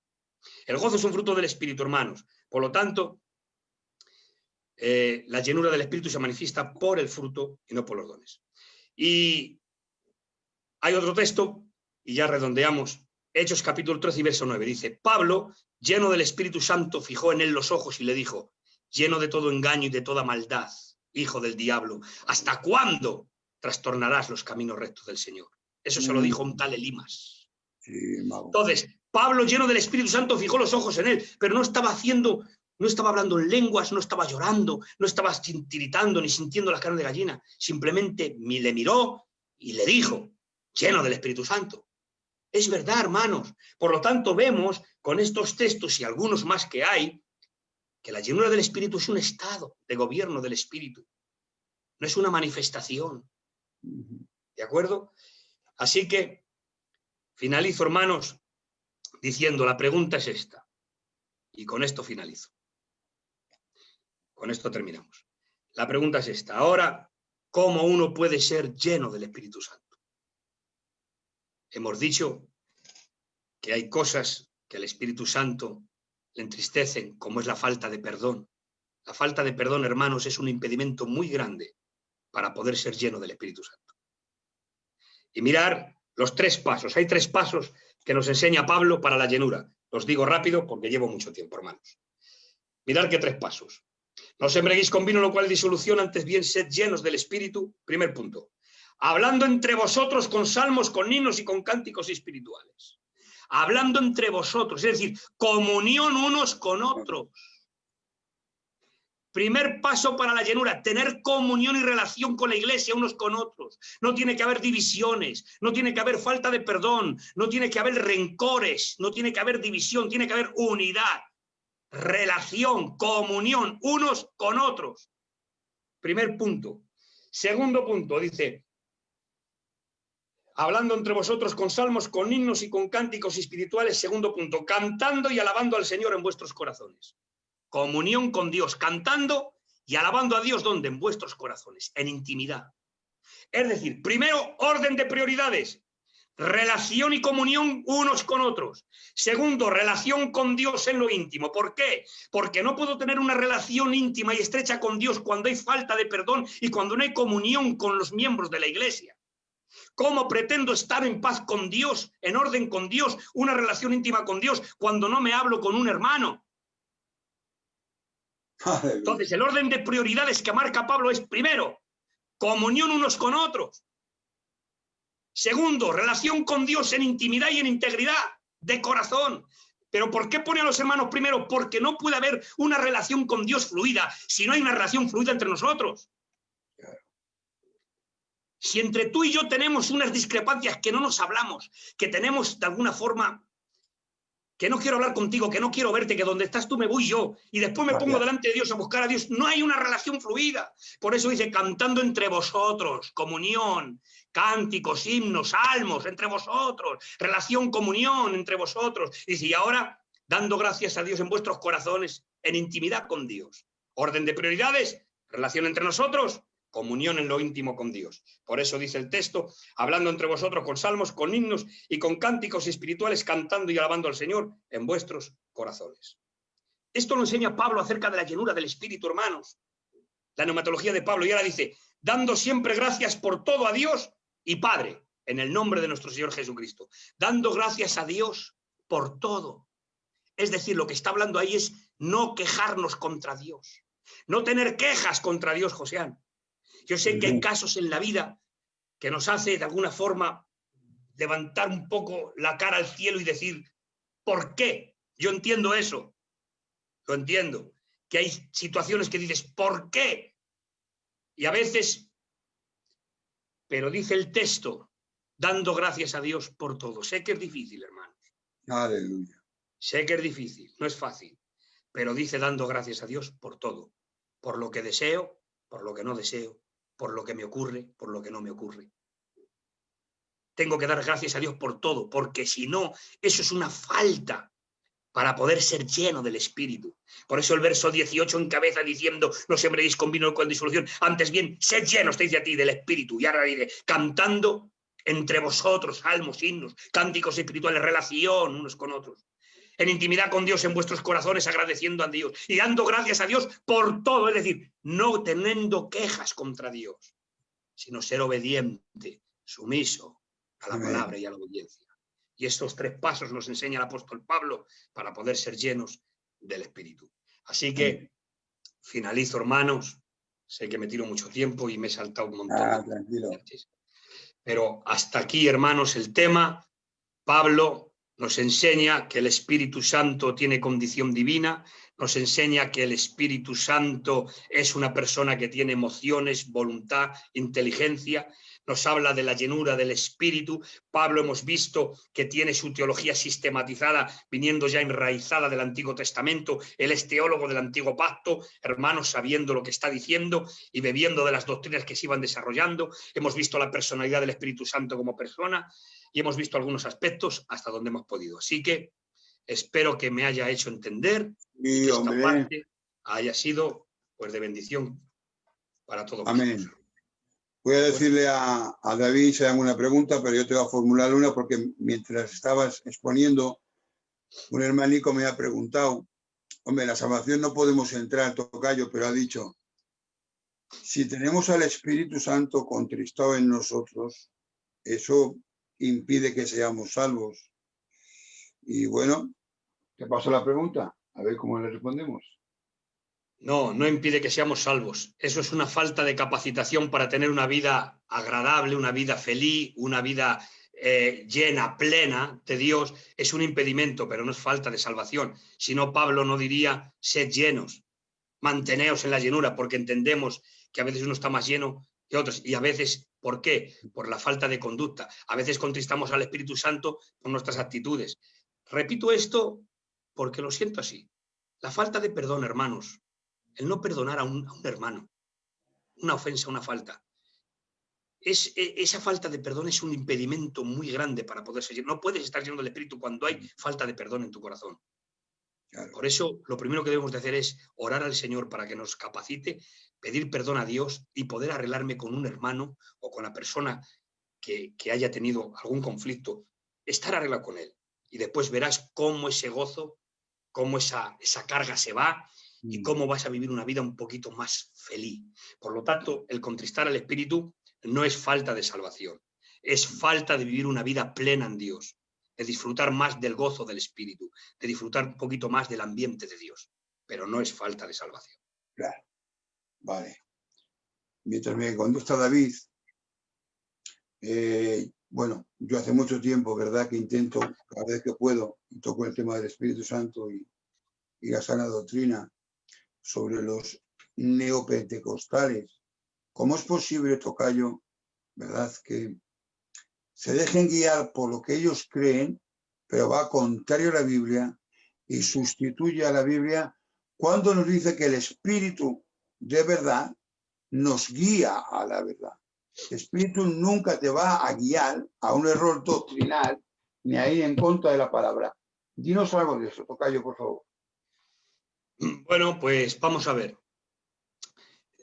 La profecía carismática y los ambientes carismáticos tienen que estar regidos por la profecía plasmática. ¿Esto qué quiere decir?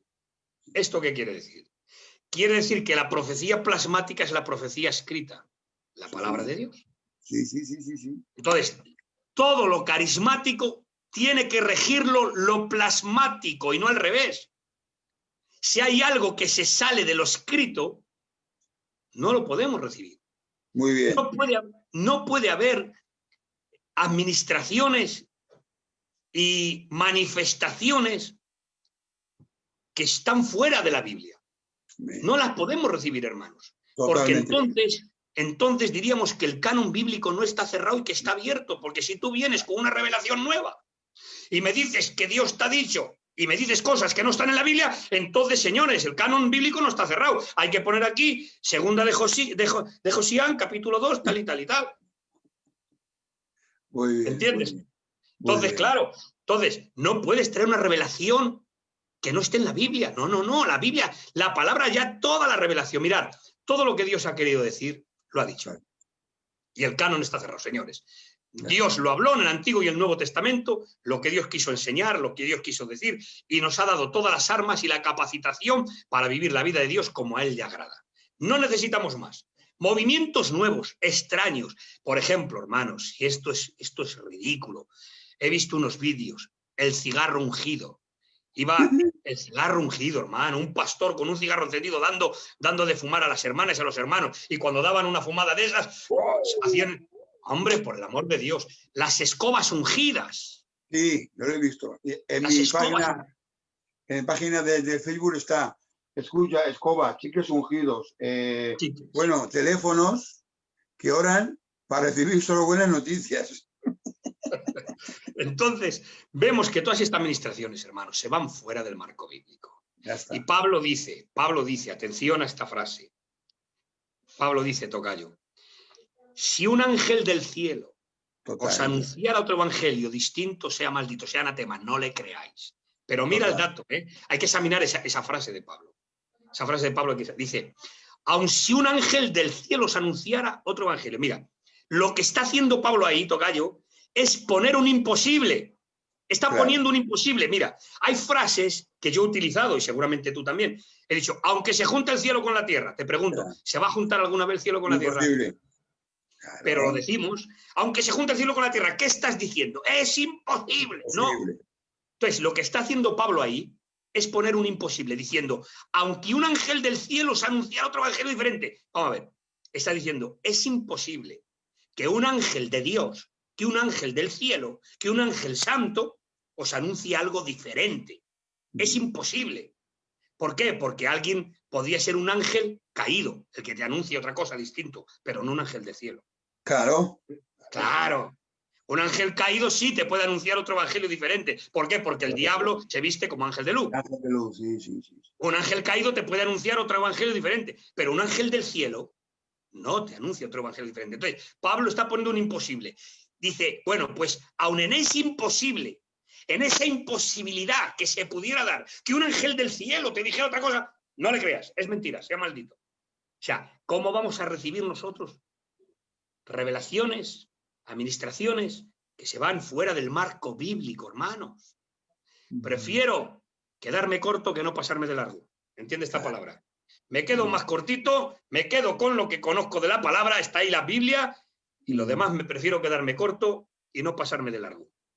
Porque hoy en día con el neopentecostalismo, hermanos, es una locura de manifestaciones. Amén. Hacen hasta de animales. He visto un vídeo, hermanos, donde el pastor ora y hay uno que hace, con respeto vuestro, hace de un cerdo, gruñendo como un cerdo, se pone a cuatro patas. Luego... Pero, hermanos... El evento de Toronto, sí, ya le...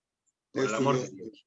Escucha, me pregunta, pero es que no lo entiendo bien, al hermano Chuchi de Bilbao, siervo de mi zona y amigo mío personal, dice, ¿cómo se ajusta al sentido bíblico con limpieza? O sea, quiere decir, ¿cómo limpia el Espíritu Santo? Me imagino que será aplicando la sangre de Cristo, ¿no? En la santificación, ¿o cómo? Es que no lo he entendido bien. Literalmente pone, ¿cómo se ajusta al sentido bíblico con qué limpieza? No lo entiendo. No capto la pregunta. Yo tampoco la capto. Chuchi, si me estás viendo y estás ahí que te veo conectado, vuelve a escribir. De todas las maneras, no sé, la limpieza, es que no capto la pregunta. Bueno, bien, aquí me pregunta el hermano Antonio, me dice una pregunta. Los católicos dicen que bautizado como las aguas los bebés reciben al Espíritu Santo. No tiene nada que ver. Es que ni es bíblico que se bautizan los niños, porque no tienen conocimiento de arrepentirse de pecado. El bautismo por las aguas es cuando ya se ha producido la obra interna secreta de regeneración, se hace manifiesta. Por lo tanto, los niños no reciben, ya les pueden meter en el agua como donde quieras. Ya está, contestado. Correcto. Perdona que me haya sido tan rápido. No, al contrario. No, al contrario, mira, tú responde ahí, que es una bendición, y así escucho yo también. Según la formulaba, digo, pero bueno, esto no. Y bueno, claro, es me imagino A ver, dice el hermano Chuchi, me refería al hermano sin simbología ni ejemplificaciones. Sigo sin entenderte, Chuchi. Perdóname, compañero. Igual has dicho cuando has predicado y has dicho dentro de la exponencia que el Espíritu también justifica. Igual está hablando de esto. Bueno, pues me imagino que justifica haciendo, ya creo que lo has explicado, haciendo Sí. patente la obra de Cristo, Chuchi. Haciendo patente. Yo, mientras mi hermano busca, Chuchi, te digo que si vamos a un museo y miramos un cuadro de arte, tú y yo no lo valorizamos como es, pero viene el guía, nos dice los colores, nos dice los matices y hace que valoricemos. El Espíritu Santo aplica y nos hace ver la necesidad del pecado y el remedio que es Cristo, ¿no, tocayo? Sí, mira, es que están los textos, Adelante. Mira, la justicia de Dios está en Cristo. Eso lo dice 2 Corintios 5:21. Pero dice, y está en el Espíritu Santo, Romanos 14:17. Somos justificados en Cristo, Gálatas 2:17, y por el Espíritu de nuestro Dios, 1 Corintios, capítulo 6 y verso 11. Vamos a buscar el texto y lo leemos, 1 Corintios 6:11. Vamos a ver.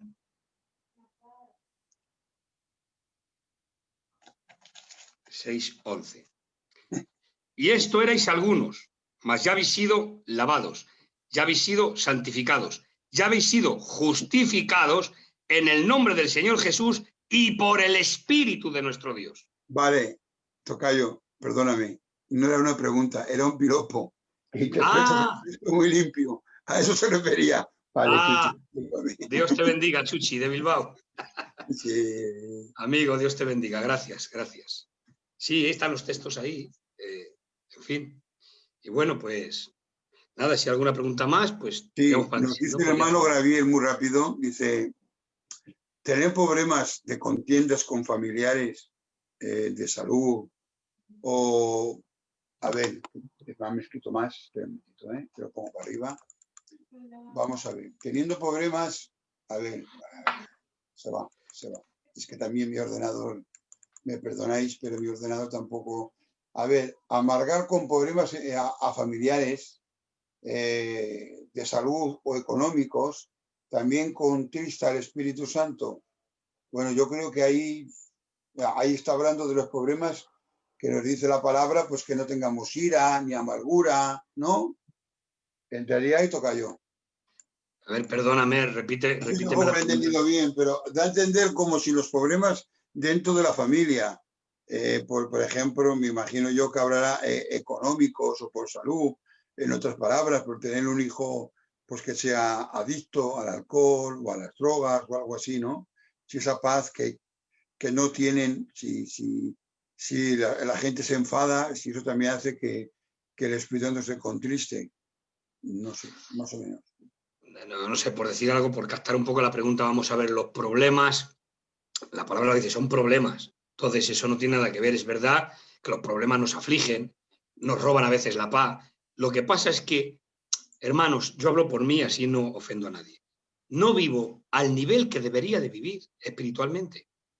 Entonces, cuando pudiéramos vivir a un nivel espiritual, no nos afectarían tanto las cosas, descansaríamos más en Dios, en su soberanía. El Espíritu Santo tendría un gobierno de nosotros tan absoluto, hermanos, que los problemas no nos afectarían tanto como nos afectan. Ese es el tema. Entonces, claro, ¿por qué nos afectan tanto los problemas? Y nos hacen dirigirnos, o a veces tomar decisiones, o a veces hablar o decir frases que no deberíamos de haber dicho, o tomar un momento de acaloramiento por el momento. ¿Pero por qué? Porque no vivimos en esa vida de 100%. No estamos dedicados a... Claro. Entonces, es ahí el tema. Entonces, claro, es verdad, nos afectan los problemas, claro que nos afectan, ni mucho que nos afectan, ni mucho. Pero ¿qué nos pasa? Cuando vamos a la habitación y nos ponemos de rodillas y nos ponemos a buscar a Dios y nos tiramos un rato adorando a Dios, cuando te levantas el problema sigue, pero parece que se ha marchado. Te levantas con otra fuerza, con otro ánimo, con otro empuje, con otra forma de afrontar la vida. O sea, es que lo vemos. Sí, que sí. vienes hundido a casa, te metes en la habitación, te pones a orar un rato, lees la palabra y parece como que te fortalece, hay algo que te da fuerza. Muy bien, ya está. ¿Sí? Pues vale, vale, tocayo. Pues felicitarte de verdad. A ver, el Espíritu Santo estará durante la gran tribulación. Te lo voy a responder yo, por supuesto, porque si no estaría, sería un atentado contra la inmutabilidad de Dios. Ya te lo Hombre, digo yo, claro. hermano. Y Claro. hay un texto aplicable ahí. Josián, hay un texto. Adelante. Dice, y yo estaré con vosotros todos los días hasta El fin del el mundo. fin del mundo.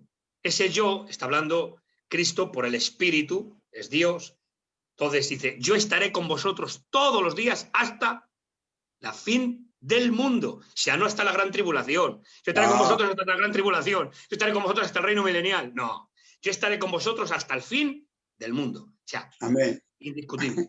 Y ya está. Otra pregunta, que perdóname que me he adelantado, pero te la paso.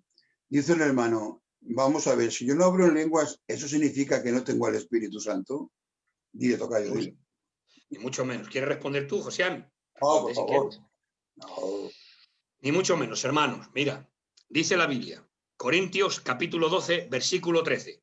Dice, por un mismo espíritu fuimos todos bautizados en un cuerpo. Ahora bien, después Pablo dice, ¿hablan todos lenguas? ¿Profetizan todos? No. Claro. ¿Hablan todos lenguas? No. No hablaban todos lenguas, pero todos habían sido bautizados en un cuerpo. Es decir, tenían el Espíritu Santo, pero no hablaban todos lenguas. Totalmente de acuerdo. Así. Entonces, el que no hables en lengua no te exime de tener el Espíritu Santo, porque el hablar en lenguas es un don para señalar a los incrédulos, según Corintios 12, y además es como don. Y el que habla en lenguas se edifica a sí mismo, pero no tiene nada que ver con la salvación. Amén. El fruto sí. ¿De acuerdo? Así que el hablar en lenguas no te exime de tener al Espíritu Santo. Si no, estaríamos perdidos, estaría perdida muchísima gente que va a la iglesia porque no hablan en lenguas. No, que no lo recibe así. Claro, pero tiene. Y el texto clave es ese: por un mismo espíritu fuimos todos bautizados en un cuerpo. Pero después, más adelante, Pablo dice, repito, dice Pablo, ¿hablan todos lenguas? No. ¿Profetizan todos? No. En cambio, todos han sido bautizados por un cuerpo. Claro. Así que. Bueno, Así que no te martirices, hermano, si no hablas en lenguas, no te atribules, ni te martirices. Si has recibido a Cristo en tu corazón sinceramente, has recibido el Espíritu Santo, has sido regenerado, santificado, y eres de Dios y eres templo del Espíritu. Bueno, Miguel González nos dice, ¿podrías explicarme la diferencia entre el bautismo del Espíritu Santo, el sello del Espíritu Santo, la llenura y la unción del Espíritu Santo? Se ha quedado tranquilo, amigo. Mira, a ver. Sí, lo podía explicar, pero todo no, porque es medio programa. Pero sí te puedo decir, por ejemplo, las diferencias. Mira, bautismo en el cuerpo. La diferencia es que el Espíritu Santo nos bautiza colocándonos en el cuerpo. Lo que te hace ser miembro, que le he dicho, de la iglesia del cuerpo de Cristo verdadero, es estar bautizado en el cuerpo por el Espíritu. Después, el sellamiento, dice, no contristéis al Espíritu Santo de Dios, con el cual fuisteis sellados. El sello del Espíritu Santo habla de propiedad. Cuando la persona es de Dios y el Espíritu Santo viene a hacer morada, es sellado. Y este sello, en la época bíblica, a la hacienda, a los ganados, se les ponía un sello. Y ese sello era que quería decir que eso tenía un propietario. Y ese sello era personal de esa familia, de esa casa, de esa hacienda. Intransferible. ¿De acuerdo? Entonces, el sello está hablando de propiedad. Por eso dice, ¿no sabéis que sois templo del Espíritu Santo y que el Espíritu de Dios mora en vosotros, el cual no sois vuestros, que sois de Dios? ¿Veis? Que sois de Dios y ya no sois vuestros. ¿Por qué? Porque al ser sellado ya pasas a ser propiedad de Dios. Hay un sello distintivo que te está dando autenticidad, y te está haciendo propiedad de Dios. Ese es el sello. La unción. Mira, la palabra unción la usamos mucho. Pero la unción, hermanos, cuando hablamos de unción, lo que estamos hablando es de la llenura. No hay hombres más ungidos unos que otros. La unción se recibe una vez y para siempre. Una. Totalmente. La unción es cuando uno recibe al Espíritu Santo, ha recibido al Espíritu Santo y ha sido ungido por él. Y dice, asimismo la unción misma os enseña todas las cosas, dice 1 de Juan capítulo 2. La misma unción os enseña todas las cosas. Y luego dice, el Espíritu Santo os enseñará y os guiará toda la verdad. O sea, que el Espíritu Santo que enseña y que guía es la unción que guía y que enseña. Quiere decir esto, según los textos bíblicos, que la unción y el Espíritu es lo mismo. Y te da la capacidad para desarrollar el ministerio y el trabajo dentro del organismo que dice que los dones son para edificación del pueblo. Correcto, pero la unción se recibe una vez y para siempre, no se reciben muchas unciones. Muy ¿vale? bien. Lo que quiero Mira, hacer hincapié es en esto, no hay muchas unciones, hay una para siempre. La llenura no. Mira, está tocando las palmas, que les gustan los comentarios. Pues bien, ya parece que no hay ninguna pregunta, ya ha sido extraordinario. Ya has visto que en los dos anteriores no he permitido a la audiencia. Sí. Y había preguntas, pero he dicho no. Pero esto, como es el último, discúlpame si no pasaban algunas, tocayo ha sido, porque como estaban ahí los hermanos, pues hay que dar conocimiento. Había que hacerlo, tocayo. Y bueno, yo he ido un poquito porque la verdad es que este tema, la verdad es que necesitamos otro programa o dos más para continuar con la neumatología de Pablo. Me he saltado un montón de cosas, he hecho un bosquejo rápido, bueno, rápido en lo que he podido, muy bien, pero hay temas. Pero bueno, he resuelto, creo que he hecho un bosquejo que se me ha entendido bien y eso es lo importante. ¿De acuerdo? Muy bien, muy bien. Pues nada, felicitarte por la experiencia, darte las gracias, ¿verdad? Porque siempre que te llamamos estás dispuesto a compartir con nosotros. Nuestra amistad, tocayo, no es de ahora, empezó, gracias a Dios, hace unos años con el sello, y sí. La verdad sea dicha, pues nada, que Dios te bendiga mucho a ti y a tu casa. Gracias por estar con nosotros, y cuando tú quieras, pues te despides de la audiencia, decirte que los comentarios son todos muy buenos, que muchas gracias, que has hecho muy bien, y en fin, todo muy, muy favorable. Así que con tus palabras y a tu manera, pues te despides de la audiencia y ya concluimos. Bueno, pues darte las gracias a ti, tocayo, porque compartir contigo es un placer, un privilegio, con hombres de Dios como tú y muchos de vosotros. Y la audiencia de Sana Doctrina es una buena audiencia, que sabe comer la palabra, gente estudiante, sabe lo que escucha, sabe lo que pregunta y sabe lo que come. Y gracias a todos vosotros, audiencia, y a todos los que vais a ver el vídeo en diferido. Que Dios os bendiga. Un abrazo para todos. Y esta ha sido la tercera entrega. Hemos hablado en 3 videoconferencias de la neumatología. Neumatología del Pentateuco, neumatología en los profetas y neumatología de Pablo. 3 entregas, hermanos. Espero que en estas 3 entregas pues haya habido luces, haya habido algunas cositas que hayáis aprendido, como yo aprendo de vosotros. Y nada, que Dios os bendiga y hasta otro programa, si Dios quiere. Hasta la próxima. Cuando quieras, David. Ya vamos. Por finalizado. Dios os bendiga mucho. Una gran exposición y una gran moderación. Dios os bendiga a los dos mucho. Dios te bendiga, David. De verdad que sí.